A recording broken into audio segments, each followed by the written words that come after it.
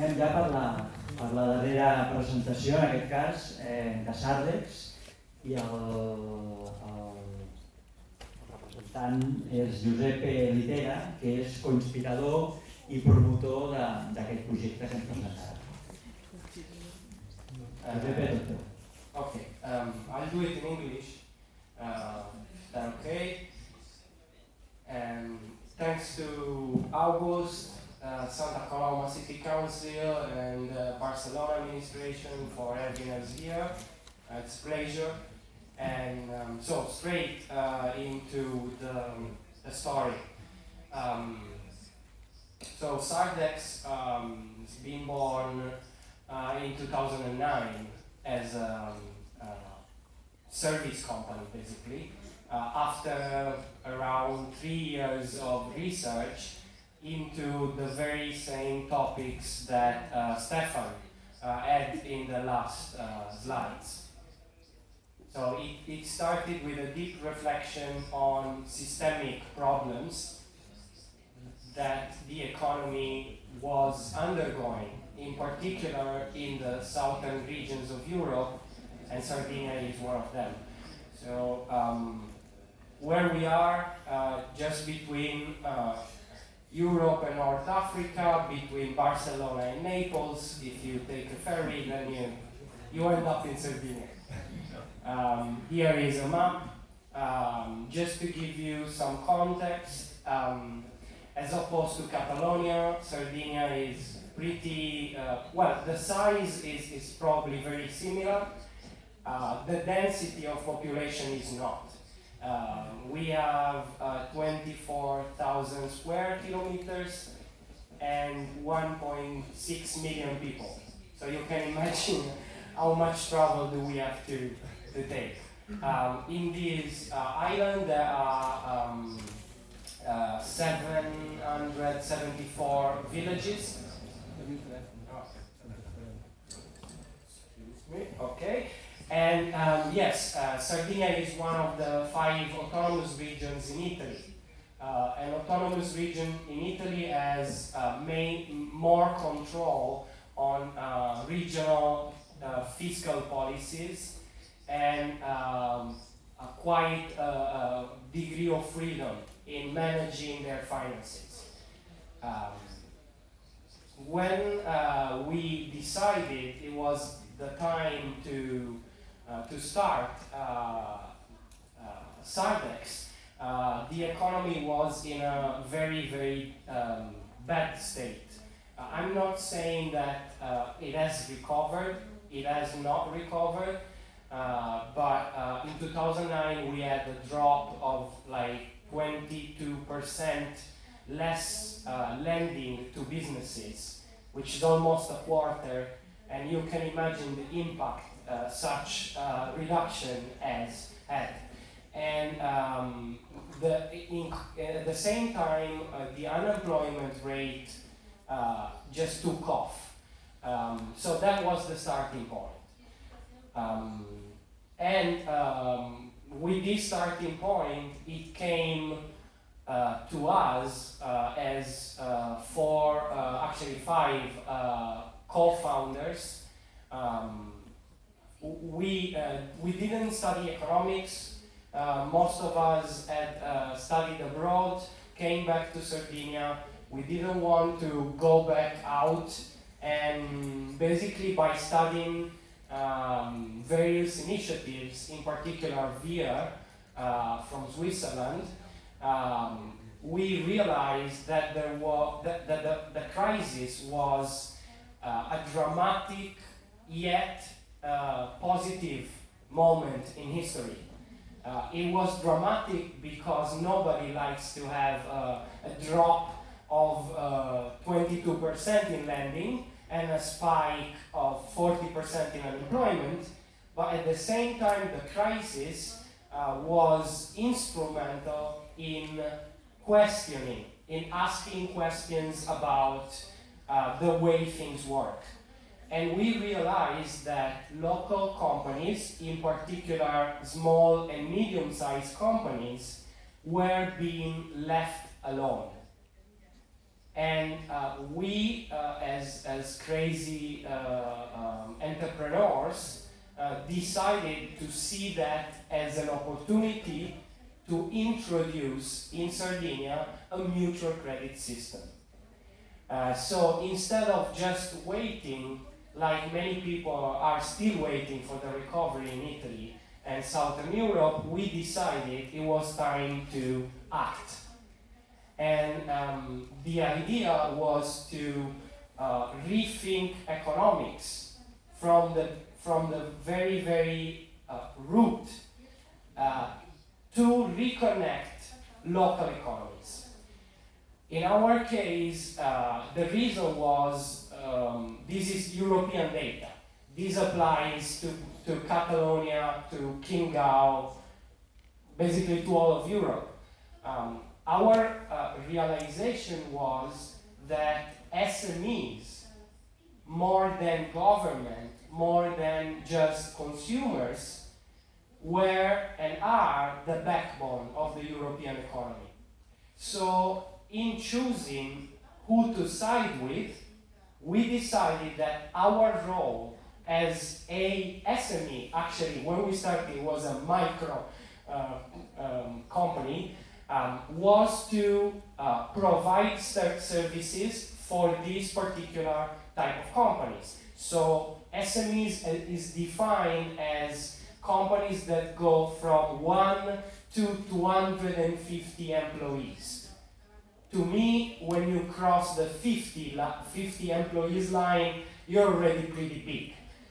But for European standards is from 0 to 250. The important parts, and it is clear from these three numbers, is that 90, close to 100% of companies are SMEs. So theoretically, the market is huge. The other two factors is they employ 2 people out of 3.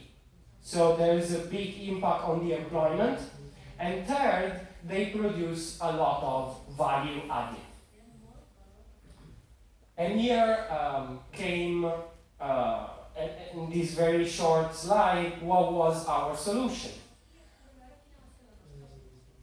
Inspired by Vir and other systems from Babylonian times, we can go back 5,000 years and we find similar systems.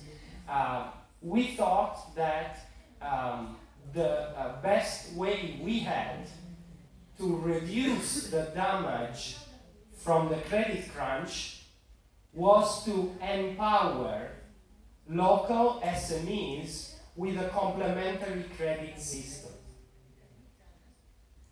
What do I mean by complementary credit system? I mean a system that is not aiming at substituting the banking system. I'm not a Bitcoin crypto fanatic, just for, among many reasons, just for this reason. So it is a credit system that lives side by side with the euro, but has a couple of features that are radically different from the common traditional credit system. And the most important one, if you ask me, is that the credit is created by the companies. It is not Sardex which creates something in a database and pushes to the SME. So when, just to give you a complete overview of the cycle, when a company wants to participate, the first thing that we ask the company is a very simple question. Does the traditional market absorb all of your productive capacity? No? Imagine the bar or the shops downstairs. They might do a turnover of 100,000 euro per year. That turnover might cover all of the fixed costs. And this is where we came in. If the shop downstairs was in Sardenya, no, I would have gone and asked them, would you like to sell some more? Would you like to do 5-10% increase in your trade volume? If they say yes, then we are talking. Generally, we do not onboard companies which are super efficient. If they are super efficient, well, they don't have extra productive capacity to share with the community. So when we encounter somebody like that, we said, great, you're a great business, keep on competing. If, on the other hand, they have productive capacity, what we offer them is new customers, but with a particular caveat. That is, whatever the network brings to you in terms of new business, so say 10,000 Sardex worth of sales, those 10,000 Sardex must be spent in the network. It's that simple. Companies start at zero, and if they want to exit, they have to bring the account up or down to zero. In this, we do this how? We do it through a combination of online technology, platform, mobile phones, cards, and all the techie stuff. And that's, I would say, a very important 10% of the work we do. I'm saying 10% because the platform by itself doesn't move anything. When we started, and this is a funny anecdote that I like to share, we started in July, spent the summer working on the software. In September, the software was ready. And we spent I think it was 2 weeks waiting. We were like, oh, that's a wonderful idea. It's easy.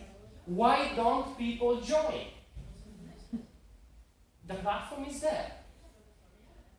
And the reason was that, one, they didn't know anything. It doesn't matter you are on the internet, everybody's on the internet. That doesn't mean you are Facebook or you are recognizable in any way. So after 2 weeks of waiting, I don't know, either a saint or a stupid, you choose, we realized that we needed to get out of the office. And at that moment, we were confronted with the harsh reality of what it means to be an active participant in the market. So we went out and talked to all possible businesses, starting from our hometown, which is Saramana, and is a very agricultural town with 10,000 people. And gradually then we went downwards to Cagliari, and then from Cagliari back up north. And coming back to the 10%, the 90% of work is about education, is about awareness, and is about face-to-face interaction. There is no technology that can reduce, maybe, well, I hope we can reduce it to 50%. But anyway, it's an integral part. So coming back to the system and the core features of Sardex, I said the most important is that the power to create credit is distributed among the network participants. And the amount of credit that each company can create by going negative in the account is a fraction, would say between 1/7 and 1/10 of their productive capacity that I was referring to before. So, coming back to the example of the little shop. Okay, I'm the little shop, I want to join Sardex, I want to earn 10,000 credits. And all this data is in a contract, a legal contract. All the members sign the same contract. We don't have much governance institutions like all the other systems have. Our biggest institution is a piece of paper with no fine print. It's all written in big letters. And there, the most important part is how much do you commit? How much do you put in the community pool? Based on that, you get a credit line. So 10,000 in the pool, 1,000 in the credit line. This is like a very, very strong simplification, but that's the logic. When a company goes negative, there's one big difference to bank credit. And again, I come back to Stefan and the last slide on interest. We chose consciously to remove interest from the equation. There is no interest. If you have 100 credit today, you have 100 credit tomorrow. If you have a debt of minus 100, tomorrow